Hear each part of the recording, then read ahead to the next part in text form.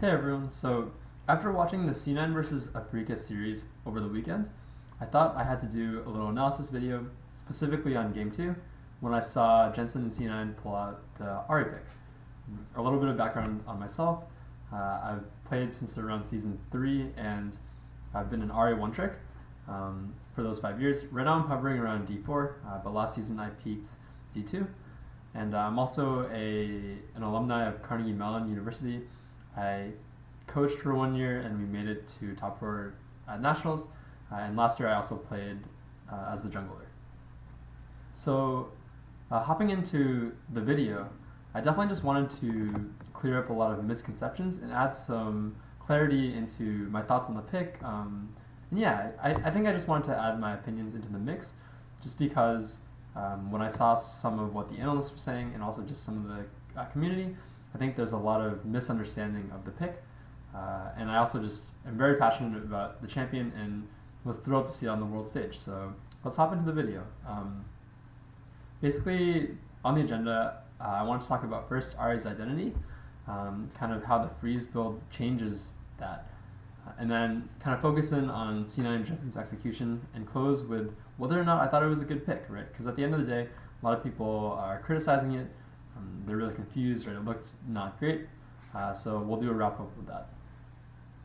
So first, let's talk about Ahri's identity. So I think whenever you do analysis on any pick, it's really important to be on the same page for what you think that champion is good at and why you would pick it in the first place. So I think when I think of Ahri, I think of an assassin, like right off the bat, right? So like an assassin. And I think with that description, I agree with a lot of that, right? Like when we think about an assassin, I think a great example of a champion that's like a true assassin is LeBlanc, right? We've seen so much LeBlanc at Worlds, and I think she's just a perfect example of a true assassin, right? Like she finds a target, especially a squishy, and she just pops them. And I think in a lot of ways, Ahri fulfills a similar role, right? Like I'm sure a lot of you guys that, when you're playing solo queue or just League in general, and there's a fed Ahri on the enemy team, you're pretty scared because she can one-shot you. And yeah, that's absolutely true. But I think there's a lot of ways and reasons that Ahri is not a true assassin, right? Like, in addition to not having as much damage as LeBlanc, her combo is skill shots, as opposed to, LeBlanc's, she can just QR you and kill you if she's super ahead. Ahri has these, like, more lengthy, timely skill shots they have worse ratios, worse base, and yeah, she just does less damage. Her combo is slower. Which is where I want to move on to the next part of Ahri, which I think makes her unique, is like she's versatile. So what do I mean by that? Basically, when you look at an assassin, for example, like LeBlanc, going back to the Worlds example, I think there's a reason why you see every team that drafts LeBlanc, they end up splitting. And why is that? Well, when you look at assassins, right? Assassins, they want to kill people in the blink of an eye, but it also makes fighting in a 5v5 setting much harder, right? Like, if you think about LeBlanc, for example, her 5v5 is just straight up awful because, sure, you can find windows if the enemy blows all their CC cooldowns, for example, but it's just a much harder fight to play and not really where assassins excel, right? Like, you want to find windows where you can find people that are caught out. But once people start grouping, if the LeBlanc ever distortions in, for example, she could just get Gib CC'd and instantly die. So where Ahri comes into play here is I think Ahri is much more versatile in the sense that you can team fight with your team. You can group as 5, and yeah, sure, is she the best team fighting champion in the game? Can she provide more than Ryze, Cassio? Absolutely not. But is her kit respectable enough that she can hold her own, especially like when you're ahead or something like that? Absolutely. And I think that's where I think the versatility aspect of Ahri really makes her unique because she's more well-rounded, right? Like she's got AoE damage with her Q, she can assassinate people still, etc., etc. So moving on to the freeze build, right? I think one of the aspects that gets added here that's not in a traditional Ahri is utility. So the definition of utility is kind of iffy, but I would say that utility is primarily defined by like CC, And when you build freeze, obviously, right, the huge obvious upside is you're just adding like buttload of CC in the actives and the keystone combination. And there's no free lunch, right? Like I think when you go this build, what ends up happening is you trade a lot of your assassin capabilities, or not just assassin, it's just really the damage part, right? You give up a lot of damage for utility. So, you lose your electrocute, you lose like, you lose your electrocute for glacial, which is like a cut in damage. You lose like, instead of like Ludens, you get GOP, just like less damage, right? So that's kind of what you're giving up. And I know a lot of my friends, we talk about how, is the freeze build that much better? I've been playing the freeze build for the past 2 months after my friend recommended it to me. And I wouldn't say that it's necessarily better or worse. It's just very different, right? And that's important to understand because in this case, C9 picked it, and we'll get into this a little bit more in a couple of minutes when we go over some of the clips. But I think the comp that C9 drafted, the freeze Ahri slotted in tremendously. And I think, you could argue maybe in solo queue, the assassin, just like traditional Ahri with electrocute Ludens is still stronger. But in this specific game, I think a lot of the goals that C9 wanted were much more supported by a freeze Ahri build. So this is kind of the baseline for Ahri as an identity, and also with the glacial build, kind of where she slots in and what her strengths are.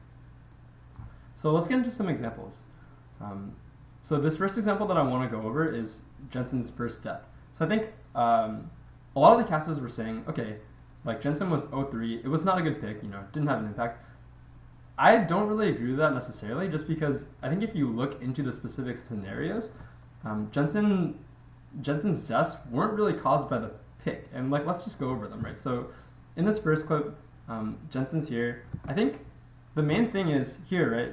The casters talked about it too. We have bot priority, right? Like Graves is invading. We also saw Xin Zhao top on a ward like around 30 seconds ago. And it's just kind of laning 101, right? Like you want to hover, especially in the mid lane, you want to hover the side where you have support, right? And it doesn't make sense why Jensen is on this side, because it's very likely A, that Xin is on the side because we saw him like 30 seconds ago, and B, like our team is all over here, right? So it's just kind of really random that he's sitting here giving Xin like a free dash when he should be over here. And like this is just represents a free kill if Kuro flashes or just like binds him, and that's exactly what happens. So there's nothing really else to say about this play. I wouldn't say that it has anything to do with the pick, right? I think Jensen, he's a level 4 Ahri. It's not like he's getting smashed in lane. He's up a corrupting pot charge, essentially. Like, Kuro's is running, but like he's doing fine on his own. Like, Ahri comes online post 6, right? So he's fine. But this death is just caused because he is hovering the wrong side. And I think there's nothing else to it, right? Like, if you're going to make a mistake like that happens. And I don't think it has anything to do with the pick.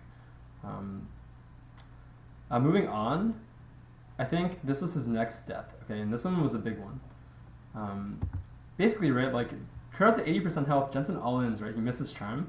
It's still really close though, right? And I think, Reaper talked about it in an interview after the game. He said, like, also just a side note, they trade, so it's not even that bad, but Reaper said in an interview, we did not practice this champion.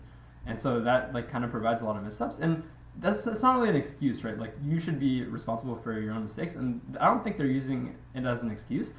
It's just to provide insight about, like, there's a lot of missteps. And if we play this play over again, like, you can see that it really just shows that, Jensen didn't execute it well. He missed the charm, and also he overdove, so he was greedy. He wasn't expecting the shield from the rune. But I think it shows, like, the power of the pick, because if Jensen plays out a little bit better, it's a solo kill. And even though he missed charm, he didn't have to dive in, right? Like, that was Jensen specifically going in and getting himself killed. I don't think that's anything to do with the pick. In fact, I think if you look into this clip, it shows that it's actually strong post 6. It has kill pressure solo on rise from, like, 85%? So, yeah, if anything, I think this clip shows it's just, like, poor execution. He's, like, a little rusty on the champ, or not rusty, but he just doesn't play it that much. And so, Jensen got himself killed off of his own volition. It wasn't like the pick was, like, so useless, right? It's just he made a play and he overstepped his bounds, but it's very powerful right there. Okay, sweet. So like moving on to the last few examples here, we talked a lot about the utility of Ahri, right? And one thing I want to mention is that utility, right, as a factor in a champion's identity, a lot of times utility is not based off of how much damage you do or how much gold you have, right? So in this specific case, Jensen is like relatively behind, but the good part is like because a lot of Freeze Ahri's utility, that's not like it's not the end of the world because a huge chunk of what he's contributing to the team is independent of his gold generation. That's why you see a lot of utility champs in the support role because their usefulness as a champion and their contribution to the team is not really heavily skewed towards their gold income. And you can see also that like in this specific case, like the team comp is also the dream because if you're missing damage because you're going glacial, like it's really nice to have a damage jungler. And look what we have, Graves, right? So it's just like a really well-drafted comp, I would say, specifically with respect to the Ahri pick.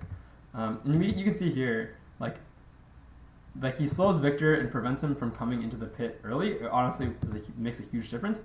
And then right here, right, like Jensen lands a nutty GOP, right? Like it's 3 slows right here. And like that's insane. I mean, of course, you could argue the Baron's already taken. That's the big part. I agree with that. But just like the fact that a champion can offer that when it's not really innately in her kit, I think is ridiculous. And I think one more small point here to nitpick is I think Jensen. So this is like a kind of a main point that shows that I don't think Jensen has a lot of games played on this champ. A couple things. The first thing is I absolutely think you GOP here. I think you get like 2 or 3 targets again, and it also prevents them from like crossing this line. Like I think once they cross this line, it's really dangerous. And the second thing is that I think that Jensen missing charm here is really bad, right? Because you need that to hit, and I think another thing that I was going to transition to is that Jensen misses a lot of charms in this game, and I think one of the biggest things on Glacial Ahri is you can GOP first to slow before you charm, so it's just much easier to hit, right? Because wasting charm on Ahri is huge, and I think this is kind of unacceptable, but they get it anyways, and he gets good value out of the GOP in the end, so it's not the end of the world, but yeah. Nitpicking, I think you do GOP early there, and you also should do it to secure your charm. But yeah, this is a great example of the utility that the pick shows despite being behind. I think that they definitely thought that through, and I think that's like really, really good on them, on C9. And then, yeah, the last clip I just want to show is I think the Glacial pick also really, really lets Ahri's versatility shine. Because I think they don't really have engage on their team, and I think Freeze Ahri is actually powerful enough with the actives that you can actually use it to engage. Like right here, Jensen, he actually serves as an engager because let me see. I think it's coming up. So yeah, you can R and then use your actives. He does this thing, I just mentioned it, right? Like you should always GOP before you charm. Also, in terms of engaging, you usually just GOP too because you have it's more less punishing, I guess, because it's very big. But I think here, right, the other main point is that it's so forgiving because you can, Jensen goes in, and he misses the charm. But you know what? Like I'm Ahri, like I have other ways. I can hold another charge goes, I GOP again. So it's just like it's really, really nice to be able to pick your battles. You engage once. If you do that on like an Ornn, for example, it's just like over, right? You have to wait for the next time. But for Ahri, you can try, use your active, and if it doesn't work out, you can back off and then try again. And I think that represents another huge like aspect of why I think this pick is good. Especially in this scenario, right? Like again, it's all about how a bunch of factors come into play. And I think given C9's composition, the Freeze Ahri build is really nice here. And yeah, I think that's pretty much all I had. Basically, going over the main points that we talked about, right?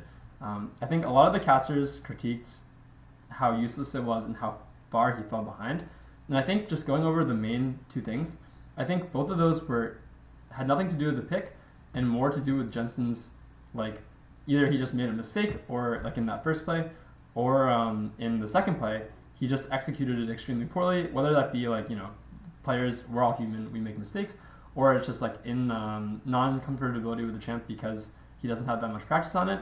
Whatever the case may be, right? Like it has nothing to do with the pick. I think, especially in this specific one, which would have snowballed him a lot, they probably would have gotten tower off that, honestly, like first tower. I think it has everything to do with the execution and nothing to do with the pick itself. In fact, like it showed that the pick was actually like really strong if you played it right, because it was very close, right? And he just drove the tower. Yeah, and like that's pretty much all I have. Like I said before, I was just like really thrilled to see that C9 picked my favorite champ on such a big stage in such an important series. And I think if they scrim with it a lot this week, I would love to see it pulled out again. I think the pick, again, Reaper said that they didn't really practice with it, and he was wondering if it was the right pick. My take on it is I thought it was a really nice pick. You have the surprise factor as well. You have all the different synergies. And I think if Jensen executed a little bit better, it would have just been an even cleaner game. But even with the missteps, the fact that the Glacial Ahri adds a lot of value despite being behind, I think it was a great pick overall. And so that's my 2 cents on it. I hope you guys at least learned a little bit. And yeah, go C9. Hopefully, this is probably NA's biggest chance to win Worlds. I'm going to be rooting for them for sure. And hopefully we see Ahri on the big stage at least one more time. But yeah, thank you guys for watching, and I'll see you guys later.